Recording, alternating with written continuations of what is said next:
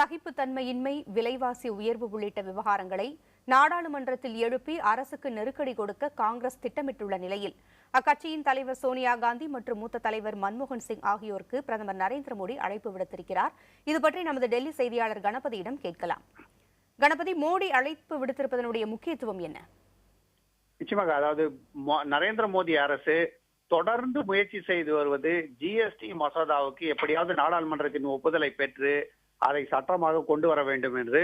பொருளாதார வளர்ச்சிக்கு இது மிகவும் முக்கியமானது என நிதியமைச்சர் அருண்ஜேட்லி கருதுகிறார். என்டிஏ அரசும் அவ்வாறே கருதுகிறது. ஏற்கனவே காங்கிரஸ் தலைமையிலே யுபிஏ அரசு ஆட்சியில் இருந்த போது கூட ஜிஎஸ்டி மசோதாவை கொண்டு வர வேண்டும், ஜிஎஸ்டி சட்டத்தை கொண்டு வர வேண்டும் என்று கடும் முயற்சி நடந்து வந்தது. ஏனென்றால் பொருட்கள் மற்றும் சேவைகளுக்கான ஒரே வரி வந்துவிட்டால் வரிகளை கொடுப்பது என்பது சுலபமான விஷயமாகிவிடும். அதாவது வரிகளை எப்படி செலுத்துவது, எப்படி கணக்கிடுவது போன்ற பல்வேறு விஷயங்களிலே பொருளாதார வளர்ச்சிக்கு உதவும் வகையிலே இந்த எல்லா வகைகளிலும் ஒரு முக்கியமான முயற்சியாக இது இருக்கும் என கருதப்படுகிறது. தொழிலதிபர்கள் தொடர்ந்து ஜிஎஸ்டியை விரைவிலே கொண்டு வர வேண்டும் என்றே சொல்லிக் கொண்டிருக்கிறார்கள். ஆகவேதான் இந்த பொருட்கள் மற்றும் சேவை வரிக்கான முயற்சியை தொடர்ந்து அருண்ஜேட்லி மேற்கொண்டு வந்தார். சமீபத்திலே அவர் காங்கிரஸ் தலைவர் சோனியா காந்தி, காங்கிரஸ் துணைத் தலைவர் ராகுல் காந்தி, முன்னாள் பிரதமர் மன்மோகன் சிங் ஆகியோரை சந்தித்தார். இதை தவிர பாரதிய ஜனதா மற்றும் என்டிஏ தலைவர்கள் பல்வேறு எதிர்க்கட்சி தலைவர்களையும் சந்தித்து பேசினார்கள். நாம் நேற்று மாலையிலே கொடுத்த தகவல் படி பல்வேறு கட்சிகள் இந்த மசோதாவுக்கு ஆதரவளிக்க ஒப்புக்கொண்டிருக்கின்றன. குறிப்பாக மம்தா பானர்ஜியின் திரிணாமுல் காங்கிரஸ் கட்சி, மாயாவதியின் பகுஜன் சமாஜ் கட்சி, முலாயம் சிங்கின் சமாஜ்வாடி கட்சி ஆகியவை இந்த மசோதாவுக்கு ஆதரவளிக்க ஒப்புக்கொண்டிருக்கின்றன. ஐக்கிய ஜனதா தளம் கூட இதற்கு ஆதரவு கொடுக்கலாம் என்ற நிலைப்பாட்டிலே இருப்பதாக தெரிகிறது. இந்த மாதிரியான சூழ்நிலையிலே காங்கிரஸ் தான் இந்த மசோதாவுக்கு பிரதான எதிர்ப்பாக இருந்தது. காங்கிரஸ், இடதுசாரி கட்சிகள் தொடர்ந்து எதிர்த்து வந்தன. அதே சமயத்திலே பிஜு ஜனதா தள் மற்றும் அதிமுக ஆகிய கட்சிகளுடைய ஆதரவை பெற வேண்டும் என்று அரசு தொடர்ந்து முயற்சி செய்து வந்தது. இந்த முயற்சியிலே இதுவரை வெற்றி கிடைக்காத காரணத்தால் கூட்டத்தொடரிலே திங்கட்கிழமையிலிருந்து எல்லா அலுவல்களும் தொடங்க இருக்கின்றன. இன்று வரை இப்போது வரை அம்பேத்கர் 125வது பிறந்த நாளை ஒட்டி அரசியல் சாசனம் மீதான விவாதம் மட்டும்தான் நடைபெறும் மக்களவையிலே. திங்கட்கிழமை வரை மாநிலங்களவையிலே அதே போன்ற அந்த ஆலோசனை நடைபெறும். அதன் பிறகு எல்லா வேலைகளையும் எடுத்துக்கொள்ளப்படும் போது மசோதாக்களுக்கான நேரம் வரும். மசோதாக்களை விவாதிப்பதற்கான அந்த சமயத்திலே காங்கிரஸ் ஆதரவு வேண்டும் என்பதால் பிரதமர் நரேந்திர மோடியே களத்தில் இறங்கி இருக்கிறார். தேநீர் விருந்துக்கு காங்கிரஸ் தலைவர் சோனியா காந்தி, துணைத் தலைவர் ராகுல் காந்தி, முன்னாள் பிரதமர் மன்மோகன் சிங் ஆகியோரை அழைத்திருக்கிறார். இதை தவிர வேறு சில காங்கிரஸ் தலைவர்களும் இந்த கூட்டத்திலே கலந்து கொள்ளலாம் என்று சொல்லப்படுகிறது. ஏற்கனவே நிதியமைச்சர் அருண்ஜேட்லி, ஆனந்த் சர்மா, ப சிதம்பரம் உட்பட பல்வேறு மூத்த காங்கிரஸ் தலைவர்களுடன் இது பற்றி ஆலோசனை நடத்தியிருக்கிறார். ஆகவே இந்த மசோதாவை எப்படியாவது எல்லா கட்சிகளின் ஆதரவுடன் நிறைவேற்ற வேண்டும் என்று அரசு முயற்சி செய்து வருகிறது. அதன் விளைவாகத்தான் பிரதமரை இறங்கி வந்து சோனியா காந்தி, ராகுல் காந்தி ஆகியோரை நானே சந்தித்து பேசுகிறேன் என்று இந்த ஒரு புதிய முயற்சியை மேற்கொண்டிருக்கிறார். இந்த சந்திப்பில் சுமூக உடன்பாடு எட்ட வாய்ப்பு இருக்கா கணபதி? காங்கிரஸ் கட்சியை பொறுத்தவரை அவர்கள் ஜிஎஸ்டிக்கு ஆதரவு கொடுக்க வேண்டும் என்றால் அதற்காக பல்வேறு நிபந்தனைகளை விதித்திருக்கிறார்கள். அந்த நிபந்தனைகளுக்கு ஒத்துக்கொள்ள வேண்டும். அதன்படிதான் நாங்கள் ஆதரவு கொடுக்க முடியும் என்று சொல்லியிருக்கிறார்கள்.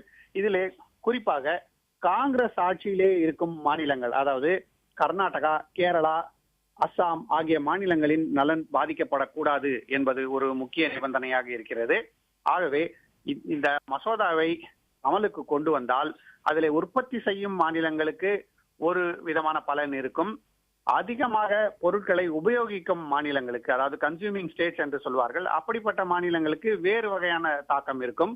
ஆகவே இதை சரியாக முடிவு செய்து யாருக்கு இதனால் பலன் அதிகம் என்று பார்க்க வேண்டும், எல்லோருக்குமே பலன் கிடைக்கும் வகையிலே செயல்பட வேண்டும் என்று காங்கிரஸ் சொல்கிறது. அதே போலவே 18% மேல் வரி போகக்கூடாது என்று ஒரு கருத்து இருக்கிறது.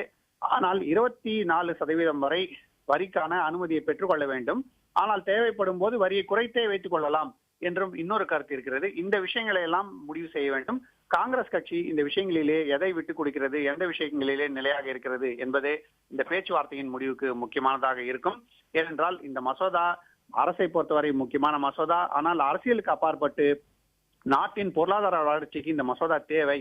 பொருட்கள் மற்றும் சேவை வரி கொண்டு வந்தால் பொருளாதார வளர்ச்சி அதிகமாகும், நாட்டில் தொழில்துறை பெருகும் என்று அரசு சொல்லி வருகிறது. ஆகவே அந்த மாதிரி விஷயத்தையும் மனதில் கொண்டு இதற்கு இறுதியான முடிவை காங்கிரஸ் எடுக்க வாய்ப்பு இருக்கிறது. பொங்கல் நாடாளுமன்றத்தை சுமூகமாக நடத்துவதற்காக இதுபோன்ற முயற்சிகளை பிரதமர் நரேந்திர மோடி எடுத்து வருகிறார். இந்த நிலையில் நாடாளுமன்றத்தினுடைய இன்றைய அவை நடவடிக்கைகள் என்னென்ன?